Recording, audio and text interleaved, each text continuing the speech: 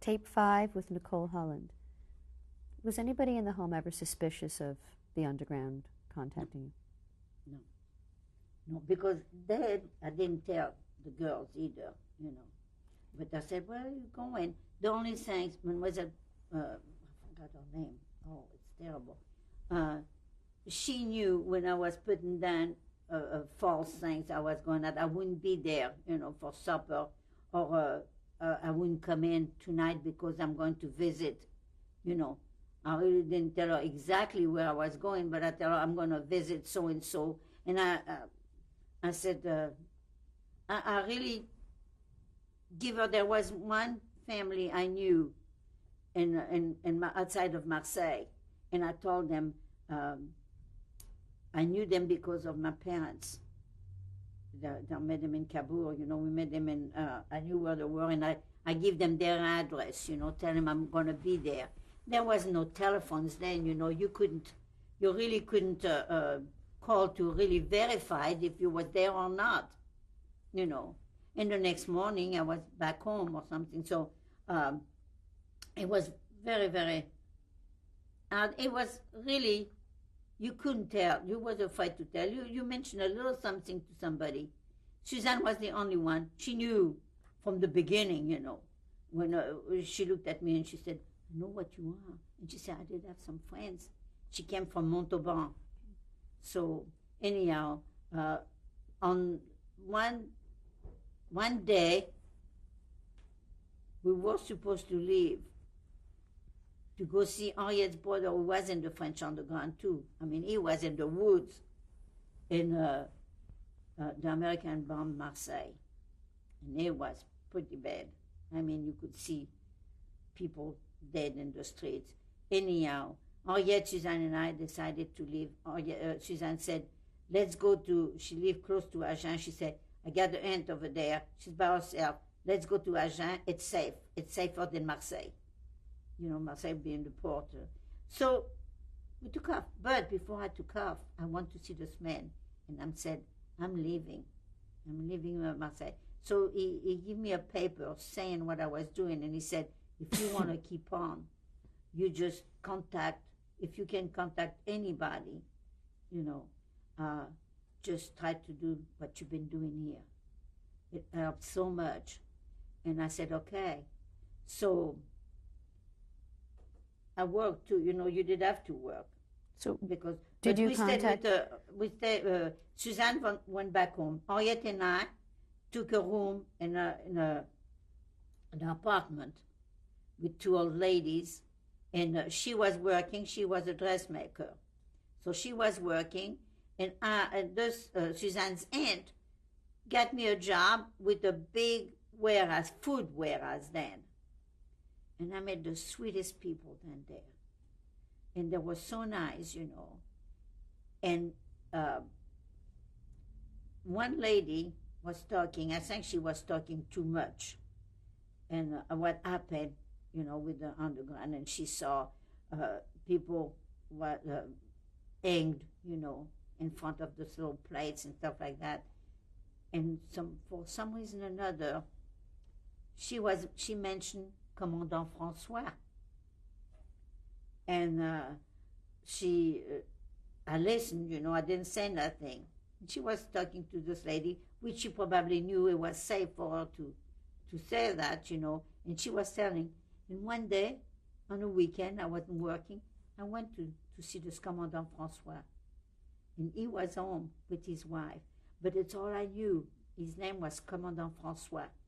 What group was he working with?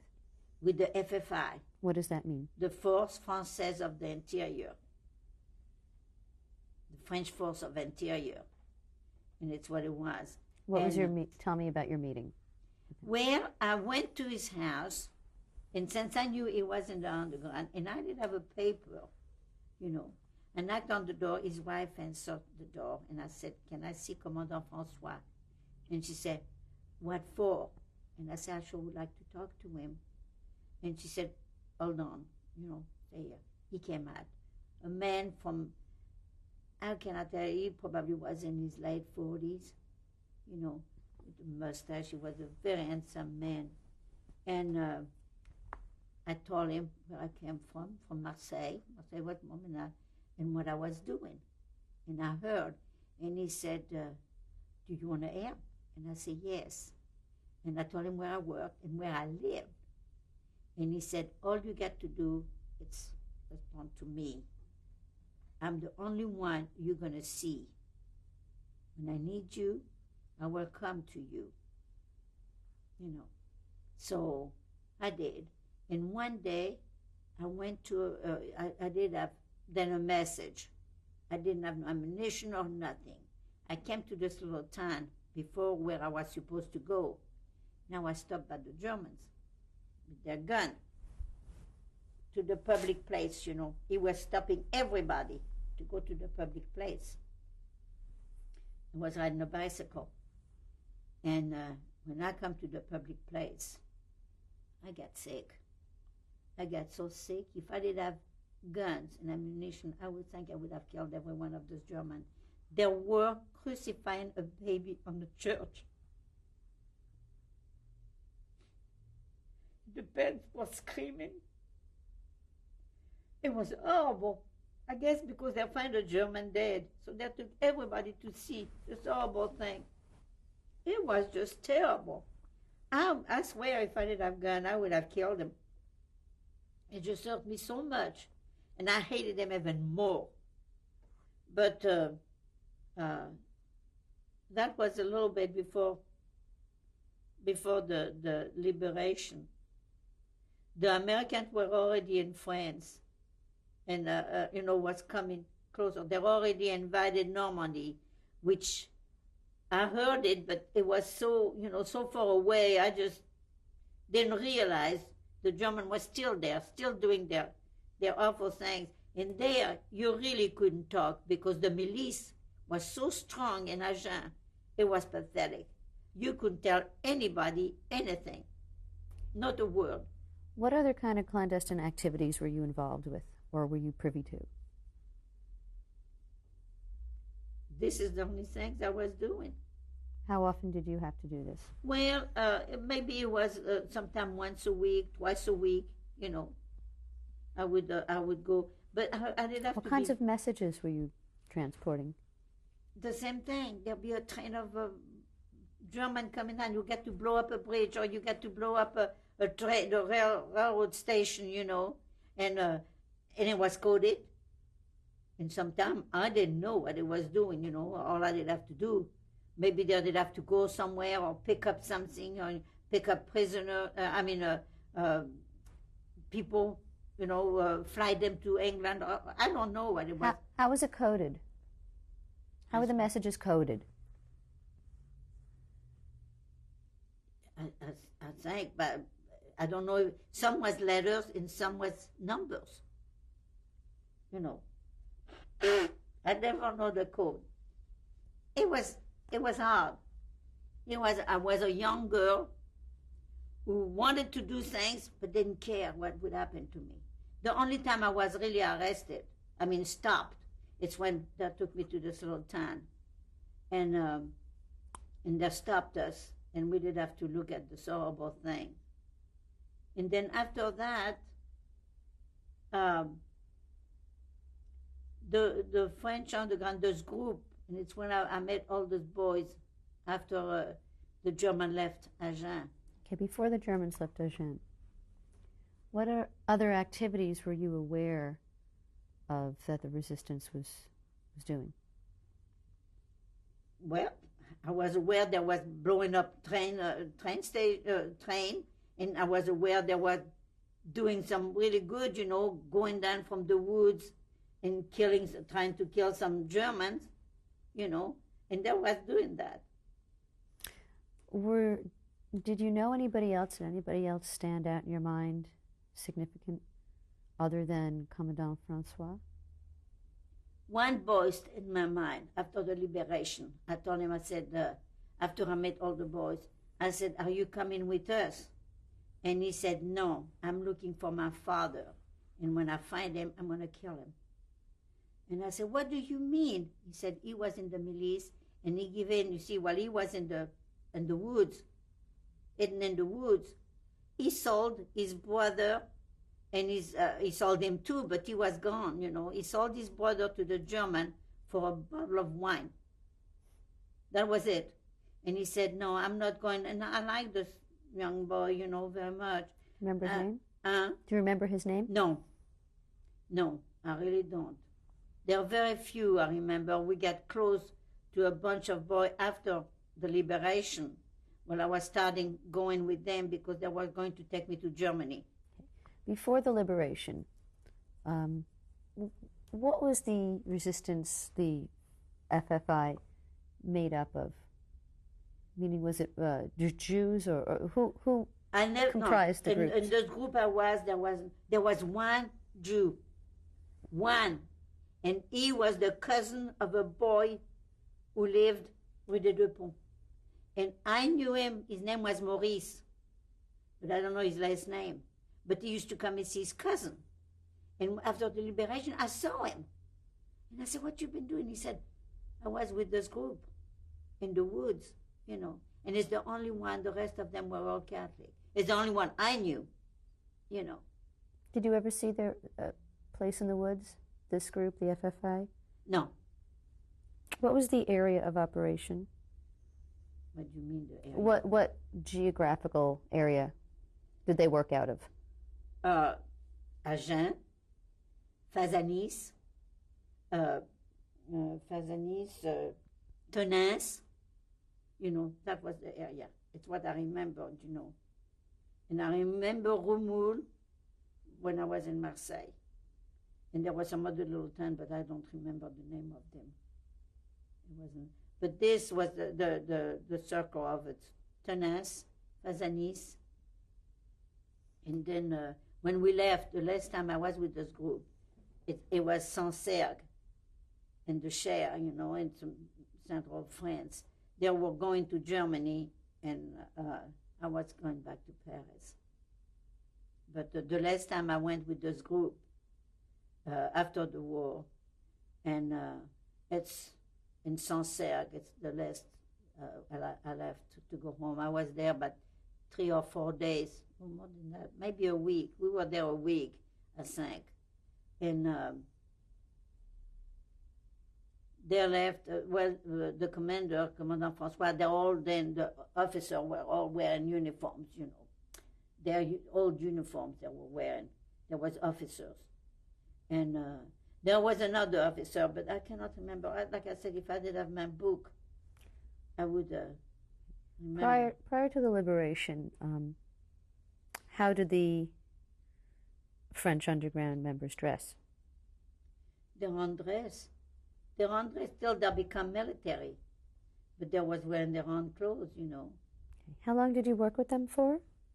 With this group, the last group, I worked with them for 6 months before the liberation. And then, like I said, I got orders. Now the France, most of France was liberated, and the girls, then their job, now they can go back home. Because there was quite a few. How many girls? One of the Jewish girls was with the FTP, which is the Communist Party. She was. But, who was? Who was? Another Jewish girl, which I saw her on a parade. She was in a parade, and she was dressed, you know. The only things I did have was a band on my arm after the liberation, and it said FFI, you know. Tell me about the liberation. The liberation, that was really something. We went to bed with the German, and we got up the next morning, and the Germans were gone. We was, Henriette and I was living in this room, you know, and we could hear the trucks. We got up the next morning, gone. But then we got kind of scared, you know, because we heard something, they're coming back. But the boys now were starting to come back, you know, after several town was liberated, they were coming back. And they did catch 3 German prisoners. And one night, they asked me, they give me a gun, and they say, you watch them. And they knew how much I hated them. And so I watched them, and I say, you move. and you're a gunner. I told them. I said, just move. They didn't move. Were they Wehrmacht or SS? Huh? Were they Wehrmacht or? No, there was in green, green. I never did pay any attention. The Air Force was gray. The Wehrmacht, I think, was green. They were in green. There was 3, but I wasn't by myself guarding them because they could take off, take my gun and kill me, But there were several boys, I said, oh, I wish one moved. I wish he moved. I just shoot him. After seeing this baby crucified, I just hated it. I wouldn't mind. I've killed him. I really wouldn't have mind. So tell me more about the liberation. Well, so we stayed in Agen for a little bit, and then our first stop we decided to go. I left Henriette, and because she was going back, because her mother and father was in south of France, and they went back home, and she went back to Paris. But I kept on. I didn't have anything, I didn't know who was alive or who was dead. I even didn't know if Madeleine was alive, because I haven't heard from her. So to me, going back to Paris, I didn't care. I wanted to go to Germany and see, because I was thinking, I didn't know my parents were in Poland. There was in Auschwitz. I was thinking that took them to Germany. And I said, I'm going to go and see if I can find them. I wanted to go with this group because they become military. And they were fighting, they were going to Germany. Then they were dressed in, after Sancerre, they were dressed in uniform. And they become military. But he got an order, all the girls done their duty, now it's time for them to go back home because we become military. So I took a train and went back to Paris. And I took a chance. I don't know why I took this chance when I got to Paris to go see if one of my aunts was still there. And sure enough, she and her four children, 3 girls and a boy, was at home. Which aunt? My daddy's sister. What was her name? Her name was Miss Rester, we call her. I don't know. This is what we used to call her. Miss Rester. It must be Sarah Esther, I don't know. But anyhow, so when I got there, she was at her apartment. She said we never moved because her son was prisoner of war. So she was lucky enough. And then the 4 children were French born. So, she never did have trouble, even wearing the Star of David. And then she told me, she said, your brother Jacques is here, and your sister Fanny is here. They've never been, taking. And I said, oh, great. So the next morning, I spent the night with her, and the next morning I went to see my brother Jacques. And he was glad to see me, because he didn't hear from me either, since I left Paris, so naturally he was glad to see me. But my sister-in-law and I didn't get along at all, because she was very domineering, And she said, you can stay here, but you're going to do what I want you to do. And that was 44. I was 22 years old. And I said, What she told me, exactly the word, she said, I'm not your mother. And she said, you're not going to be spoiled, and you're going to do what I tell you to do. So I told her, thank you. It was good to know you, and I left. Where did you go? I go back to the Pretzel to see if I never went back to the apartment house. I just couldn't get myself going back to this apartment house. And I went to the Pretzel to see if I could see some people I used to know when I went to school, And sure enough, Olga, her name was Olga Zilberbert. No, Zilberman, I think. I forgot her last name. Anyhow, I met her in the street, and she was the only one I saw. And she asked me what I'd done, and I said where I was and everything, and we started talking. She said, there is an organization here in Paris. I find out, of the girls who was in the French underground. And she said, I saw them in uniform. She said, they're in Hôtel de la Trémoille. Why don't you go and see, if you can go in? So, before I left, Commandant François, he gave me a paper, like what you call when you get out of the service, what you get, I forgot what you call it. Discharge. A discharge. And, saying what I did during the war and everywhere I went and everything, what I did. So I took that with me because then she told me, she said, it's what you get to have proof for it, And I said, okay. And I went to sea, and the captain was named Nicole Levitan. Her husband was Jewish, and he was taken prisoner, and he never did come back. The Levitan did have a big furniture store in Paris, everywhere. And yeah, her husband never did come back. And I talked to her, and I showed it to her, and she said, okay, we put you in, and we take you in. And she said this branch was divided in five groups. There was the social service, there was the telephone operator, there was the interpreter, there was the secretary. What's the other one? Or the conductor, because some of them was going to Germany and bring back some prisoner in trucks, What group did you join up with? I joined the social service. What were your responsibilities? To receive the prisoner, the political, we call him political prisoner, and it's what I was assigned to. And the first few days, we went to Orly, several of us would go to Orly, and they're bringing the very sick, very, very sick first, and then French, and all kind of people, but mostly, I think it was mostly French, and then that came in such a pathetic stage, Some was, I'll never forget. One boy came down from the plane, it was a French boy. He did have sores all over his face. And naturally, seeing the first French girls, they hugged them and kissed them. I wasn't afraid. I kissed him. And the girl was standing next to me, and she said, "Not afraid to catch it?" And I said, "Well, no. I wasn't. Never caught anything." But there is a French general who was the head of the resistance, the underground of the Vendée and the Brittany and Vendée and everything. And I received him. And when I looked at him, I cried. Why? And he said, "What happened?" And I said, "You look so much like my father."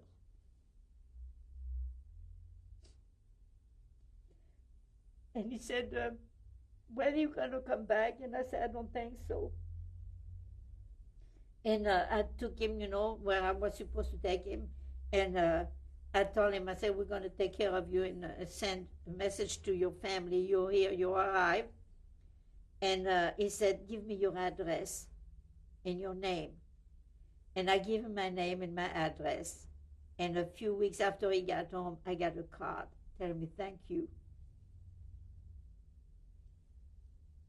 I still got this card at home. And tell me thank you for being so kind and nice, and he hopes I will find my family. Well, then after that, when all the planes came in, I was working at the Hotel Lutetia. And we were doing the same thing. We received the prisoner, and we see to them, we find out, they didn't have, besides their name, they didn't have any identification paper. So we made it legal for them to go get them. We fed them. We put them up in rooms, because naturally they were tired. And then we got in touch with their family, saying, who came in. But in this Hotel Lutetia, when you come in, there was pictures all over the walls, of people come in and put the picture of their families, not just Jews, but all kinds of prisoners. And they would come in and we said, "Did you see so-and-so? Did you see so-and-so?" So one time I met two young men from Belgium, and they told me, "Yes, I knew your father and your brother. They were in one camp with me, And I said, my father? You sure it was my father? And he said, well, it was another man with him, you know. And it was my brother-in-law. My brother-in-law, my sister Edith's husband. And who was he with? He was with Robert. For a little while, he was with Robert. And so I said, what happened to them? And he said, I don't know, we were separated. We were sent to another camp. And your father and your brother was standing and was in another camp. And what I remember, when all those prisoners came in, some was so sick, we did have to get some typhus shot, you know, because some of them still did have typhus, and some come back skeleton, you know. It was pathetic. What kind of facility were you taking care of them in? In a beautiful hotel. It was l'Hotel Lutetia. How many people did you assist? Oh, I don't know how many come in front of me.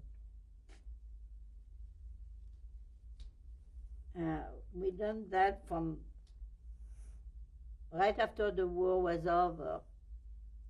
Germany was liberated till 46, from 45 to 46, early 46. When were you reunited with some of your family members, and who were you reunited with? I was reunited. Well, I went to see my sister Fanny, naturally, and then I knew Amy was coming back to Paris, and I was reunited with her.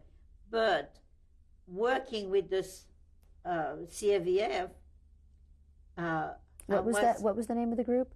The group was the Corps Auxiliaire Volontaire Féminin, the Voluntary Auxiliary Corps, you know, was named, and feminine. But my shift was from 7 o'clock in the morning till 2 o'clock in the afternoon. The next day was from 2 o'clock in the afternoon till 7 o'clock at night, then from 7 to midnight, and then from midnight to 7 o'clock in the morning. How many days a week did you work? We worked the 4 shifts, and then we did have a day off. And then we started all over again, the 4 shifts.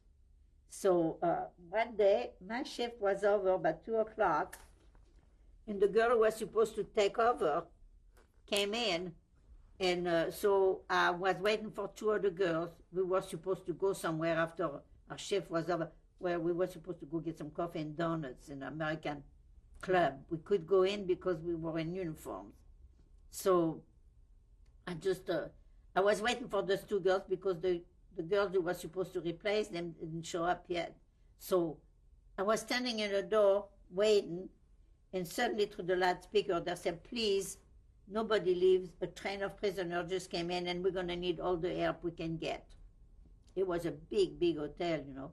So I was standing there and waiting for somebody to tell me what to do. And then the prisoners start coming in. And here come right in front of me, my brother, Robert. Where had they come in from? From Germany. And he didn't know we were alive. He didn't know what happened. What and happened when you saw each other? And look at him, and he was talking to some boy. He didn't see me standing there, and like I said, I was in uniform, and he didn't expect me, to be there, and he didn't know who was alive and who was dead. He was going to go with those 2 French guys, he came in with. Okay, we're going to stop and change tapes.